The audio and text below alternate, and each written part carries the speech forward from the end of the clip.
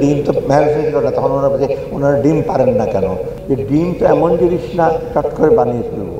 এগুলো প্র্যাকটিক্যাল জিনিস, আপনার বাইরে থেকে সাংবাদিক ইশারা আছে কেন কমছে না, ডিমের দাম কমছে না। আরেকবার ডিমের দাম আমি বলেছিলাম ডিম তো ম্যানুফ্যাকচার করে না, তখন ওনারা বলছে ওনারা ডিম পারেন না কেন, ওনারা ডিম পারলে না। দিস আর নট জার্নালিজম, এগুলো কিন্তু সাংবাদিকতা না। এটা আমার উদ্দেশ্য ছিল যে ডিম তো এমন জিনিস না চট করে বানিয়ে ফেলবো, সময় লাগবে। 4 কোটি 4.5 কোটি ডিম লাগে, তখন উৎপাদন 3 কোটি। আমরা ইম্পোর্টের জন্য বললাম সে আগে ভারত থেকে কেন ইম্পোর্ট হবে। আরে বাবা, থাইল্যান্ড থেকে ডিম আনে আপনি খেতে পারেন, একটা ডিম 50 টাকা হবে।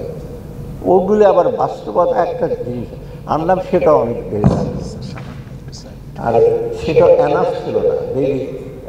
আর যারা দিই তারা মানে এগুলো বাস্তব ব্যাপার আছে।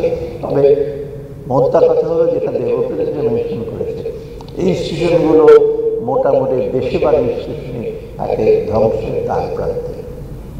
প্রতিষ্ঠানগুলো আমি নাম নাই বললাম, প্রতিষ্ঠানগুলো আপনি বুঝতে পারবেন, বিশেষ করে সরকারি প্রতিষ্ঠান আর স্টেট ওন এন্টারপ্রাইজ। গভর্নেন্স ছিল না, জবাবদিহিতা ছিল না। রাত 9টা পর্যন্ত যদি সংসদে বসে থাকে সই করার জন্য, যিনি বলবেন আর 9টার দিকে একটা ডিরেকশন আসবে আমি সই করে দেবো, সেটা আমি নাই বললাম, কে বসে থাকতেন রাত 9টা 10টা পর্যন্ত। সেই রকম প্রধান হলে তো ইনস্টিটিউশনের এই অবস্থা।